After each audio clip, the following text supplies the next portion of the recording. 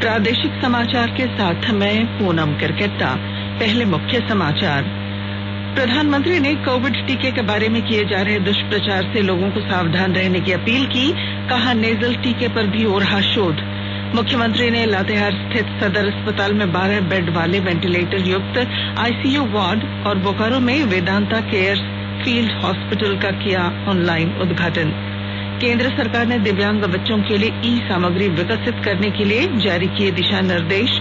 और विश्व ओलंपिक तीरंदाजी क्वालिफिकेशन टूर्नामेंट में भाग लेने के लिए दीपिका कुमारी समेत 3 सदस्यीय भारतीय महिला रिकर्व टीम पेरिस पहुंची। और अब समाचारों से पहले एक जरूरी संदेश। कोरोना संक्रमण को देखते हुए आपसे अपील है कि लापरवाही न बरतें और इन आसान उपायों का पालन कर सुरक्षित रहें। मास्क लगाएं, 2 गज की सुरक्षित दूरी बनाए रखें, बार-बार हाथ धोएं, साफ सफाई रखें और टीका जरूर लगाएं। लोगों को कोविड से संबंधित जानकारी देने और उनके मार्गदर्शन के लिए राष्ट्रीय हेल्पलाइन कार्यरत है। इसका नंबर है 01123978046 और 1075। इसके अलावा राज्य हेल्पलाइन नंबर 104 डायल कर समस्या का त्वरित समाधान लिया जा सकता है। और आइए चलते हैं समाचारों की ओर। प्रधानमंत्री नरेंद्र मोदी ने कहा है कि कोरोना कर्फ्यू में ढील से लोगों को ये नहीं समझना चाहिए कि कोविड संक्रमण समाप्त हो गया है और इस लड़ाई को जीतने के लिए सभी को कोविड दिशा निर्देशों का पालन जारी रखना होगा। श्री मोदी ने कोविड टीके के बारे में किए जा रहे दुष्प्रचार से लोगों को सावधान रहने को कहा। उन्होंने कहा कि युवाओं को टीकाकरण के लाभ के बारे में जागरूकता के लिए आगे आना चाहिए। प्रधानमंत्री ने कहा कि जो लोग टीके के बारे में भ्रम पैदा कर रहे हैं वे लोगों के जीवन के साथ खिलवाड़ कर रहे हैं। उन्होंने कहा कि 7 कंपनियां टीकों के विकास पर काम कर रही हैं और 3 परीक्षण चल रहे हैं। उन्होंने कहा कि नेजल टीके पर भी शोध कार्य हो रहा है। श्री मोदी ने कहा कि बच्चों के लिए टीके की सुरक्षा पर भी परीक्षण शुरू हो गया है। इधर हाल के दिनों में कुछ एक्सपर्ट्स द्वारा हमारे बच्चों को लेकर भी चिंता जताई गई है। इस दिशा में भी 2 वैक्सीन का ट्रायल तेजी से चल रहा है। इसके अलावा अभी देश में एक नेजल वैक्सीन पर भी रिसर्च जारी है। इसे सिरिंज से न देकर नाक में स्प्रे किया जाएगा। नीति आयोग के स्वास्थ्य सदस्य डॉक्टर वी.के. पॉल ने कहा कि सभी आयु वर्ग के नागरिक निःशुल्क टीकाकरण के पात्र हैं। नई दिल्ली में आज संवाददाताओं को संबोधित करते हुए डॉक्टर पॉल ने कहा कि संशोधित टीकाकरण दिशा निर्देश 21 जून से प्रभावी होंगे। उन्होंने कहा कि सरकार ने 25 करोड़ कोविशील्ड की खुराक और 19 करोड़ कोवैक्सीन की खुराक खरीदने का आदेश दे दिया है। इस मौके पर नई दिल्ली के अखिल भारतीय आयुर्विज्ञान संस्थान के निदेशक डॉक्टर रणदीप गुलेरिया और स्वास्थ्य मंत्रालय के संयुक्त सचिव लव अग्रवाल भी मौजूद थे। राज्यसभा के पूर्व सांसद अजय मारू ने केंद्र सरकार की नई वैक्सीन नीति के लिए प्रधानमंत्री नरेंद्र मोदी को बधाई दी है। उन्होंने कहा कि वैक्सीन पर केंद्र सरकार का नियंत्रण अत्यंत जरूरी था। उन्होंने ये भी कहा कि निजी अस्पतालों को 25% वैक्सीन का अधिकार देकर बड़ा निर्णय लिया गया है। इससे कोरोना वैक्सीन अभियान को तेजी देने में मदद मिलेगी। नीति आयोग और पिरामल फाउंडेशन ने आज 112 आकांक्षी जिलों में सुरक्षित हम सुरक्षित तुम अभियान शुरू किया। ये अभियान ऐसे कोविड मरीजों को घर पर देखभाल उपलब्ध कराने में जिला प्रशासन की सहायता के लिए शुरू किया गया है जिनमें संक्रमण के लक्षण नहीं हैं या हल्के लक्षण हैं। अभियान के तहत 20 लाख नागरिकों को घर पर स्वास्थ्य देखभाल उपलब्ध कराई जाएगी। मुख्यमंत्री हेमंत सोरेन ने आज लातेहार स्थित सदर अस्पताल में 12 बेड वाले वेंटिलेटर युक्त आईसीयू वार्ड और बोकारो जिले में वेदांता केयर फील्ड हॉस्पिटल का ऑनलाइन उद्घाटन किया। इसके अलावा उन्होंने लातेहार में मेडिकल ऑक्सीजन प्लांट का भी ऑनलाइन उद्घाटन किया। इधर मुख्यमंत्री ने manual for preparation prevention and planning for covid third wave in Jharkhand the way forward नामक पुस्तक का भी विमोचन किया। इस मौके पर अन्य लोगों के अलावा स्वास्थ्य मंत्री बन्ना गुप्ता और मुख्य सचिव सुखदेव सिंह भी मौजूद थे। NITI Aayog CSO standing committee के सदस्य संजय कुमार मिश्र आज पाकुड़ परिसदन में गैर सरकारी संस्थाओं के प्रतिनिधियों के साथ बैठक की और कोविड की तीसरी लहर में बच्चों की सुरक्षा तथा संरक्षण पर चर्चा की। बैठक में श्री मिश्रा ने गैर सरकारी संस्थाओं के प्रतिनिधियों से कोविड की तीसरी लहर से बच्चों को सुरक्षित रखने में अपनी भूमिका का निर्वहन करने की अपील की। इस मौके पर बाल कल्याण संघ के कोरोना जागरूकता रथ को हरी झंडी दिखाकर रवाना किया गया। केंद्र सरकार कोविड-19 महामारी के दौरान नागरिकों की सुविधा के लिए बनाई गई राष्ट्रीय स्तर की 4 हेल्पलाइन के बारे में जागरूकता पैदा कर रही है। सूचना और प्रसारण मंत्रालय अपने विभिन्न विभागों के जरिए इन हेल्पलाइन के बारे में जागरूकता को बढ़ावा दे रहा है। विभिन्न हेल्पलाइन नंबर इस प्रकार हैं: कोविड संबंधी सवालों का जवाब देने के लिए स्वास्थ्य और परिवार कल्याण मंत्रालय की हेल्पलाइन 1075, महिला और बाल विकास मंत्रालय की चाइल्ड हेल्पलाइन 1098, मनोवैज्ञानिक सहायता के लिए राष्ट्रीय मानसिक स्वास्थ्य और न्यूरोसाइंसेज संस्थान निम्हांस की हेल्पलाइन 08046110007, कोविड-19 से जुड़ी किसी भी समस्या के लिए राष्ट्रीय हेल्पलाइन नंबर 011-2397-8046 यानी 23978046 या 1075 और राज्य हेल्पलाइन 104 डायल कर समस्या का त्वरित समाधान लिया जा सकता है। आकाशवाणी के ताजा तरीन समाचारों के लिए आप हमारी वेबसाइट newsonair.com पर लॉग ऑन कर सकते हैं। ताजा समाचार Twitter handle @AIR News Alerts और Facebook page all India radio news पर भी उपलब्ध है। आप प्रादेशिक समाचार एकांश के ट्विटर हैंडल @AIR News _ और फेसबुक पेज तथा YouTube channel AIR News Ranchi पर भी हमारे बुलेटिन सुन सकते हैं। प्रादेशिक समाचार आप आकाशवाणी रांची से सुन रहे हैं और अब पेश हैं कोरोना से बचाव के कुछ संदेश। कोविड-19 से बचाव और सुरक्षित रहने के 3 उपाय। मास्क लगाएं, 2 गज दूरी है जरूरी, सुरक्षित दूरी रखें, हाथ और मुंह साफ रखें।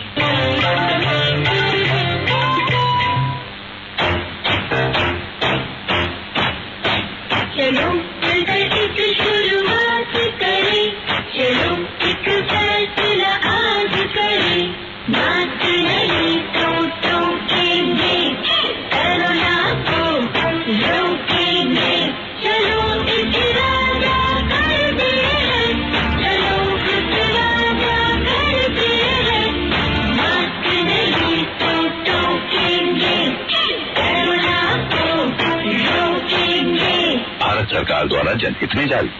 प्रादेशिक समाचार में आपका फिर स्वागत है। केंद्र सरकार ने दिव्यांग बच्चों के लिए ई सामग्री विकसित करने के दिशा निर्देश जारी किए हैं। दिशा निर्देशों के अनुसार इन बच्चों के लिए ई सामग्री 4 सिद्धांतों सुदृढ़, सीखने, समझने और उपयोग में आसानी के आधार पर तैयार की जानी चाहिए। केंद्रीय स्वास्थ्य मंत्रालय ने कहा है कि 63 दिन बाद कोविड संक्रमण के नए मामलों की संख्या 1 लाख से कम हो गई है। कल 86,498 लोगों में संक्रमण की पुष्टि हुई, जो कि 66 दिनों में सबसे कम है। लगातार 26वें दिन नए संक्रमितों की तुलना में ठीक होने वालों की संख्या अधिक रही। संक्रमण से ठीक होने की राष्ट्रीय दर बढ़कर 94.29% हो गई है। कल 1,82,000 से अधिक मरीज ठीक हुए। देश में कोविड संक्रमण से पीड़ित लोगों की संख्या घटकर 13,03,702 रह गई है। पॉजिटिव होने की दैनिक दर 4.62% और साप्ताहिक दर 5.94% है। महामारी के कारण अब तक 3,51,309 लोगों की मृत्यु हो चुकी है। इंडियन वेलफेयर सोसाइटी और जिला प्रशासन स्वास्थ्य विभाग की ओर से पूर्वी सिंहभूम जिले के विभिन्न क्षेत्रों में कोविड की रोकथाम और वैक्सीन के प्रति जागरूकता लाने के लिए कई कार्यक्रम आयोजित किए जा रहे हैं। इसी कड़ी में आज टाटानगर रेलवे स्टेशन में इंडियन वेलफेयर सोसाइटी, जिला प्रशासन, स्वास्थ्य विभाग तथा टाटा कमिंग्स के सहयोग से सैनिटाइजर और मास्क का वितरण किया गया।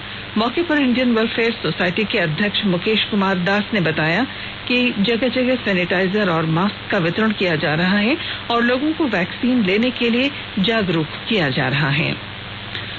दुमका जिले में कोरोना के खिलाफ जंग में टीकाकरण अभियान तेज गति से चल रहा है। इस अभियान में युवा भी महत्वपूर्ण भूमिका निभा रहे हैं और जानकारी दे रहे हैं हमारे संवाददाता। दुमका जिले में कोरोना से बचाव के लिए टीकाकरण की रफ्तार तेज हुई है। इसमें युवाओं ने बड़ी भूमिका निभाई है। शहर के दुधानी मोहल्ले के 18 वर्षीय सूरज सेन ने खुद तो टीका लगवाया ही है, अपनी 55 वर्षीय मां और परिवार के बाकी 6 वयस्क सदस्यों का भी टीकाकरण कराया है। सूरज बताते हैं कि टीका लगवाने की रात उन्हें हल्का बुखार आया था। अगले दिन से बुखार भी जाता रहा। वे कहते हैं कि कोरोना का टीका लगाने में कहीं से जोखिम का कोई सवाल नहीं है, बल्कि यह कोरोना से बचाव के लिए जरूरी है। सूरज अन्य लोगों को भी कोरोना की तीसरी लहर को रोकने के लिए टीका लगवाने के लिए प्रेरित कर रहे हैं। आर.के. नीरद, आकाशवाणी समाचार, दुमका। रांची के उपायुक्त छवि रंजन ने कहा है कि जिले में अवैध खनन पर सख्त कार्रवाई होगी। श्री रंजन आज जिला स्तरीय खनन टास्क फोर्स की बैठक को संबोधित कर रहे थे। उन्होंने कहा कि जिले में ईंट भट्ठा, क्रशर, बालू उठाव, पत्थर खदान और लीज खनन क्षेत्र की जांच की जाएगी।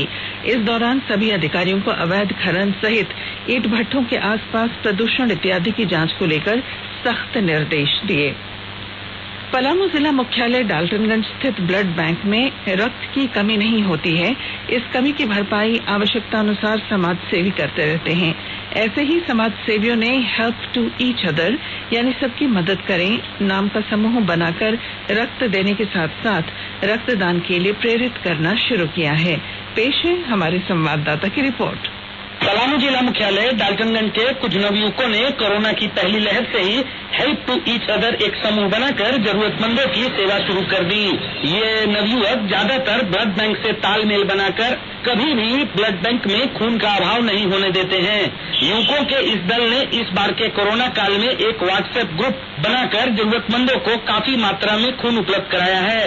इसके अलावा भी ये युवक कई अन्य सामाजिक कार्यों में भी लगे रहते हैं। पेश है इनके ग्रुप के सीनियर सागर गुप्ता से बातचीत। इस सेवा कार्य क्षेत्र में और रक्तदान क्षेत्र में 2016 से अब तक लगा हुआ हूं और आगे भी यह काफिला जारी रहेगा। कोविड काल में हमारे हेल्पलाइन नंबर जारी होने के बाद काफी लोगों को राहत पहुंचाई गई है। रांची, पलामू, गढ़वा, लातेहार ऐसे और भी कई जगह हैं जहां हमारी टीम लगातार हमारा साथ दे रही है। ज्यादा नहीं, बस इतना ही हमारे पास शब्द है। मैं सिर्फ एक जरिया हूं और हमारे इस कार्य को देखकर और भी बहुत सारे लोगों ने हमारी इस संस्था से अब तक जुड़ चुके हैं। चतरा जिले में सदर थाना पुलिस ने शहर में सक्रिय ब्राउन शुगर तस्करों और अपराधियों के विरुद्ध आज बड़ी सफल कार्रवाई की। एसडीपीओ अविनाश कुमार के नेतृत्व में गठित विशेष छापेमारी टीम ने 5 जून को शहर में हुई गोलीबारी और ड्रग लूट कांड का उद्भेदन करते हुए घटना में संलिप्त 3 अपराधियों को गिरफ्तार किया है। इनके पास से करीब 35 लाख रुपए मूल्य का 350 ग्राम तैयार ब्राउन शुगर बरामद किया गया है। तीरंदाजी। विश्व ओलंपिक तीरंदाजी क्वालिफिकेशन टूर्नामेंट में भाग लेने के लिए दीपिका कुमारी, अंकिता भकत और कोमलिका बारी की 3 सदस्यीय भारतीय महिला रिकर्व टीम पेरिस पहुंच गई है। टूर्नामेंट 17 जून से शुरू होगा। शीर्ष 3 टीमें ओलंपिक के लिए क्वालिफाई करेंगी। भारतीय तीरंदाज 10 दिनों तक पेरिस में क्वारंटीन रहेंगी। और अब संक्षिप्त खबरें। गुमला जिला परिवहन पदाधिकारी विजय सिंह बिरवा, सब इंस्पेक्टर नीतीश कुमार तथा सड़क सुरक्षा की टीम की ओर से रायडीह थाना अंतर्गत गुमला जशपुर रोड के निकट आज मोटरसाइकिल चालकों का मास्क चेकिंग, हेलमेट चेकिंग अभियान चलाया गया और इस दौरान नियमों का पालन नहीं करने वालों से जुर्माना वसूला गया। जामताड़ा जिले के गांधी मैदान परिसर में आज बुजुर्गों और दिव्यांगों के लिए विशेष टीकाकरण शिविर का शुभारंभ किया गया। जिले के उपायुक्त फैज अक अहमद मुमताज ने शिविर का उद्घाटन करते हुए युवाओं और बुद्धिजीवियों से 60 वर्ष से अधिक आयु वर्ग के बुजुर्गों और दिव्यांगों को टीका लेने में आवश्यक सहयोग की अपील की। और अब अंत में मुख्य समाचार। प्रधानमंत्री ने कोविड टीके के बारे में किए जा रहे दुष्प्रचार से लोगों को सावधान रहने की अपील की। कहा, नेजल टीके पर भी हो रहा काम। मुख्यमंत्री ने लातेहार स्थित सदर अस्पताल में 12 बेड वाले वेंटिलेटर युक्त आईसीयू वार्ड और बोकारो में वेदांता केयर फील्ड हॉस्पिटल का किया ऑनलाइन उद्घाटन। केंद्र सरकार ने दिव्यांग बच्चों के लिए ई सामग्री विकसित करने के लिए जारी किए दिशा निर्देश। विश्व ओलंपिक तीरंदाजी क्वालिफिकेशन टूर्नामेंट में भाग लेने के लिए दीपिका कुमारी समेत 3 सदस्यीय भारतीय महिला रिकर्व टीम पेरिस पहुंची। और इसके साथ ही आकाशवाणी रांची से प्रादेशिक समाचार का ये बुलेटिन समाप्त हुआ। नमस्कार। घर में रहिए, सुरक्षित रहिए और सुनते रहिए आकाशवाणी।